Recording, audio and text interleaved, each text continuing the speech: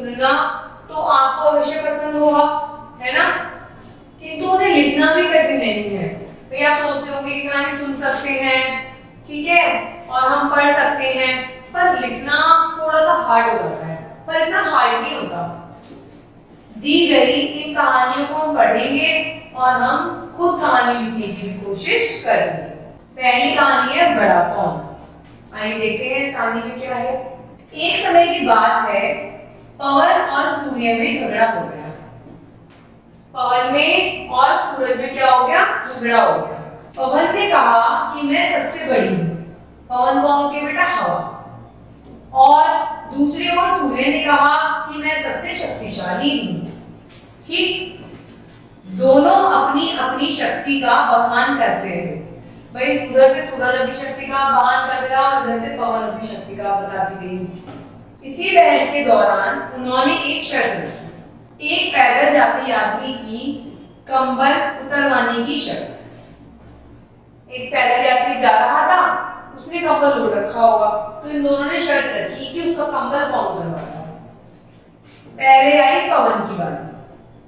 पवन की क्रोध से भरपूर पवन बहुत तेजी से चली, मतलब हवा, पवन को क्या कहते हैं? हवा, वायु। तो क्या करा? बहुत तेज से चली। यात्री ने कंबल को और कसकर लपेट दिया। पवन ने अपनी शक्ति के मुताबिक पूरा जोश दिखा दिया।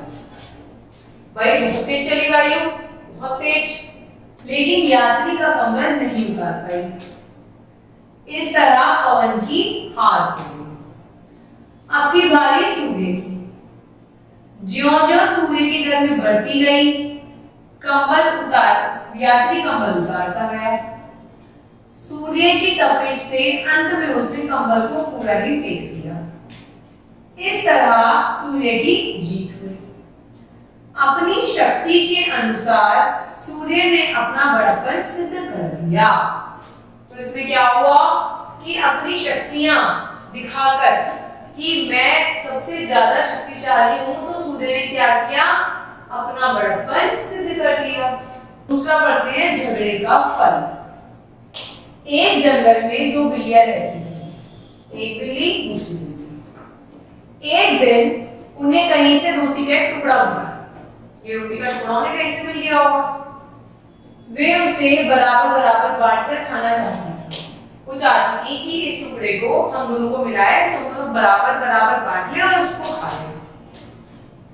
मगर बंटवारे पर उनका झगड़ा हो गया। तभी एक चालाक बंदर उधर आ पहुंचा। उसने देखा कि बिल्लियां रोटी के एक टुकड़े के बंटवारे को लेकर लड़ रही हैं। वे बंदर ने देखा कि दो बिल्लियां क्यों लड़ रही है? रोटी के ऊपर लड़ रही है कि उनका बंटवारा कैसे किया जाएगा। बंदर को भी भूख लग रही थी। वह सोचने लगा कि रोटी का टुकड़ा कैसे खाया जाए। भाई उसने बंदर को भूख लगी रोटी को देखा, तो सोचा कि वो इनकी रोटी कैसे बनेगी। बंदर को एक उपाय सूझा, उसकी माइंड में एक आइडिया आया। उसने बिल्लियों से कहा, तुम दोनों क्यों लड़ रही हो? बिल्लियों ने बताया कि वे रोटी के दो बराबर टुकड़े करना चाहती हैं। झगड़ा इसी बात का है कि दोनों टुकड़ों को बराबर कैसे किया जाए। बंदर बोला, अरे बस इतनी सी बात है, यदि तुम चाहो तो मैं रोटी को इस टुकड़े को दो बराबर हिस्सों में बांट दूं। बिल्लियां मान गई। वे बंदर ने कहा कि क्यों लड़ रही हो? बिल्लियों ने बताया कि ऐसे ऐसे इस रोटी को हमें दो जगह बांटना है सही तरीके से, पर इस बात पर लड़ाई हो रही है।